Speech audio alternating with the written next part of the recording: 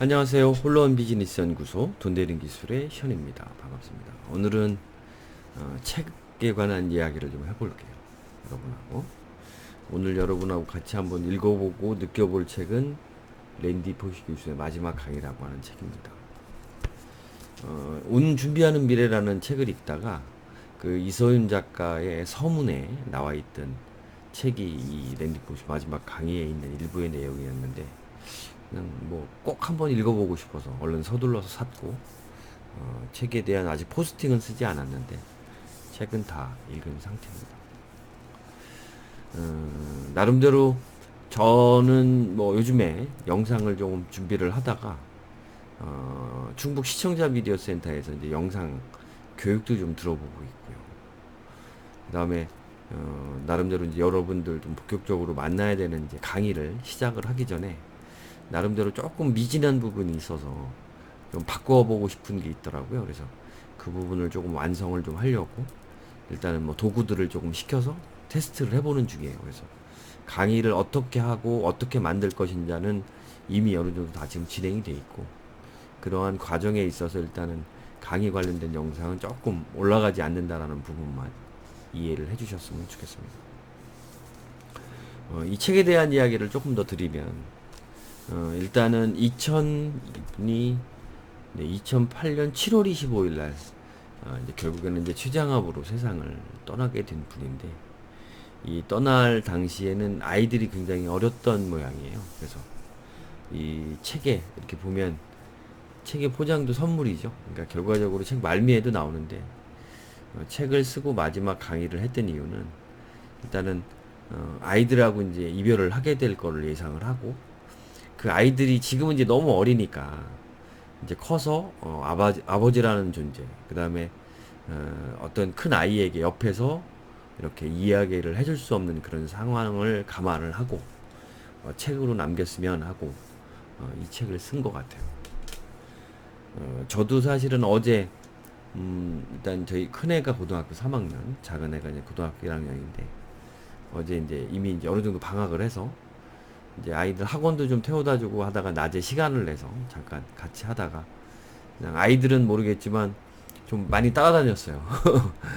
같이 아이들과 시간을 좀 보내고 싶어서 시내에서 뭐 마라탕 요새 아이들 좋아하더라고요. 그래서 그거 먹고 싶은 것도 좀 따라가서 이야기들도 한번 나눠보고 그랬는데 이제 이 책에 있는 부분이 그래서 생각이 나더라고요.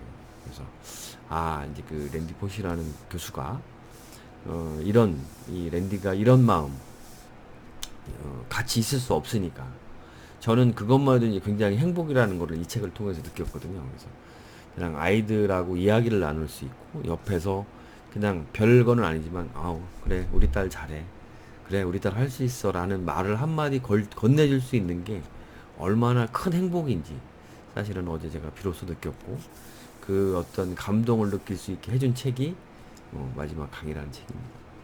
사실은 이 책에 뭐 다는 맨 뒷부분에 있어요.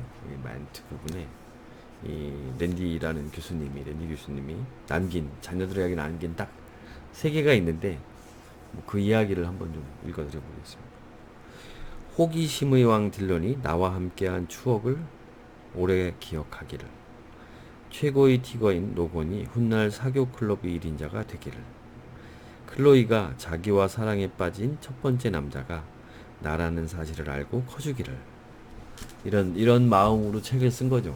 그래서 참 마음에 참 짠하더라고요. 찡하게 울리는 좀 새 문장이 아니었나 생각이 들고 이 책은 이제 그런 뜻으로 강의와 책은 이제 그런 뜻으로 쓰인 책이에요. 그래서 여러분들 뭐 아버지의 사랑, 그 다음에 아버지로서, 그 다음에 꼭 뭐 이 시대를 다시 일어나야 되는 저는 60대 여러분들에 대한 어떤 그 타겟팅으로 해서 여러분들 강의를 진행한다고 했잖아요. 그래서 그런 같은 연배에 계시는 분들이 다시 아이들을 위해서 힘을 내고 일어설 수 있기를 기도하는 마음으로 한번 읽어봤습니다.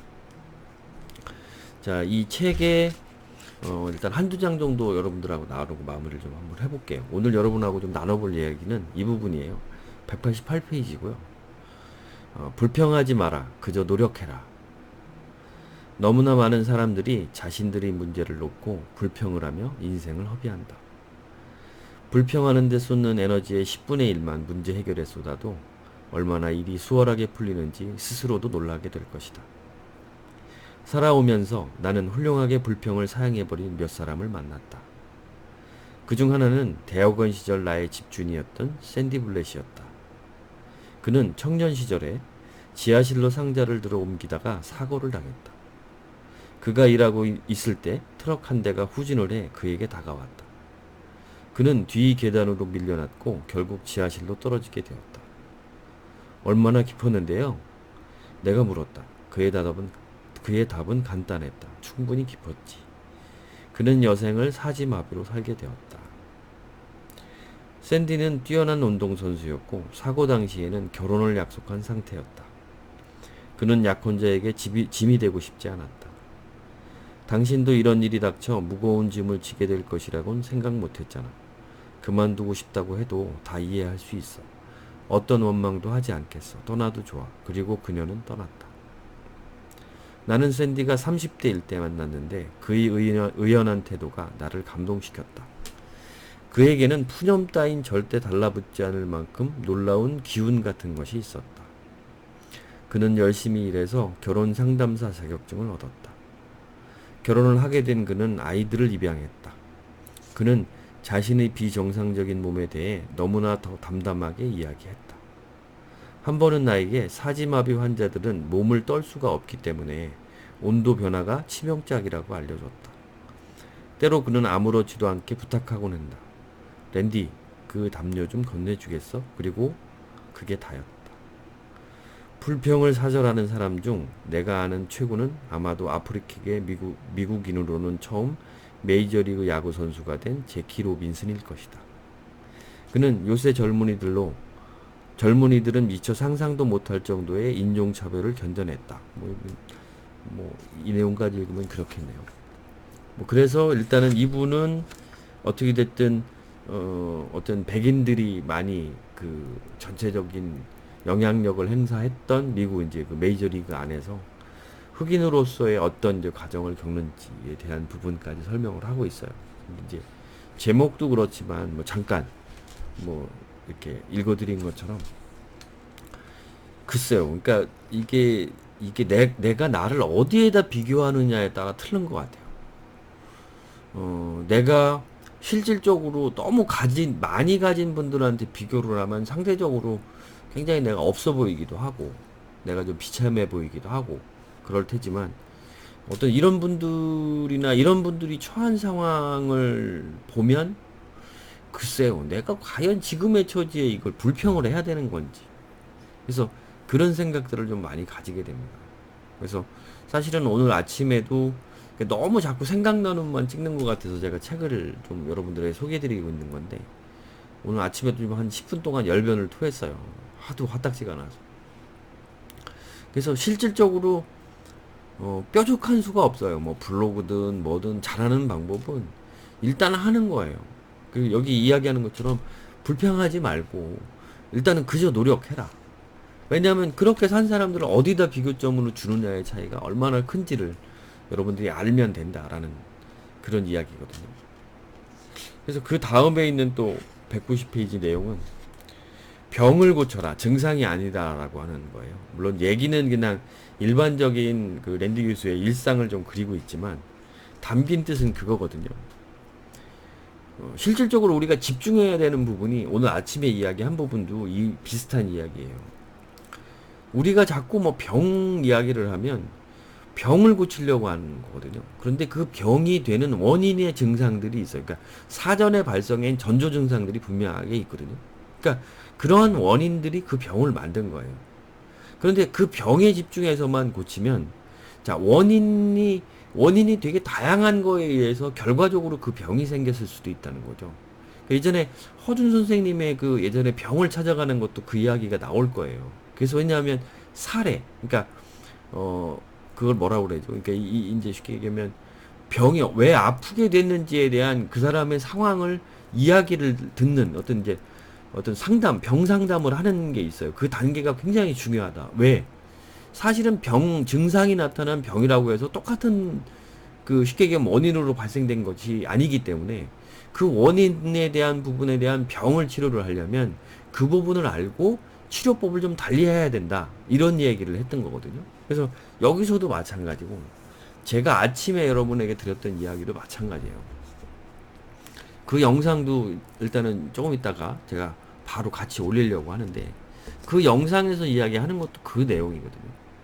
왜냐하면 실질적으로 블로그 이렇게 하면 스마트 스토어 이렇게 얘기를 하면서 1,000만 원 정도를 벌 수 있다. 그러니까 도구를 이야기를 하는 거예요. 도구. 제가 이제 그것도 링크를 해서 걸겠지만 실질적으로 정작 중요한 거는 SNS 채널, 블로그에 글 쓰는 방법, 인스타그램 마케팅 하는 방법이 중요한 게 아니거든요. SNS 채널에서 마케팅이라는 용어가 붙을 때 가장 중요한 건 컨텐츠입니다. 컨텐츠. 과연 어떤 컨텐츠를 당신이 만들어낼 수 있느냐. 그 컨텐츠를 얼마만큼 지속적으로 만들어낼 수 있느냐. 당신이 컨텐츠를 계속적으로 만들어내면서 그 수익을 보장받을 수 있느냐가 가장 중요한 거거든요. 그 부분을 생략을 하고 그 부분을 생각을 하지 않으면 여러분들 이제 큰 난관에 봉착하게 돼요. 여러분들 그냥 1,000만 원이라고 해서 시작을 해서 물론 큰 돈 들어가는 거 아니니까 교육받고 잘 배웠어. 그걸로 끝날 수도 있죠. 근데 정말 말을 잘 하셔야 되는 게 그렇게 함으로써 사람들이 딴 것도 도전을 못하게 만드실 수가 있다니까. 그래서 좀 냉정하게 좀 알려줬으면 좋겠다. 사실은 내가 가르치고 있는 게 중요한 게 아니라 여러분들 콘텐츠라는 게 굉장히 중요하다. 그 다음에 그러한 콘텐츠를 왜 어떻게 만들고 어떻게 지속적으로 만들 수 있는 방법은 뭔지 거기에 대한 필요성들을 이야기할 필요가 있다 라는 생각을 좀 많이 가지게 됐고 아침에 찍었던 내용은 그 내용입니다. 그래서 여러분들 오늘도 용기 가지시고 화이팅 하시고 여러분들 저도 나름대로 지금 네오 스마트 펜이라고 하는 걸 샀어요. 그래서 그걸 가지고 이렇게 이제 칠판에 판서 같은 것들을 하면서 강의할 수 있는 방법이 있나. 그래서 그 방법대로 저도 지금 찾아보면서 하나하나 여러분들과 함께 나누려고 하니까 그런 생각으로 같이 나눠주셨으면 좋겠습니다. 감사합니다.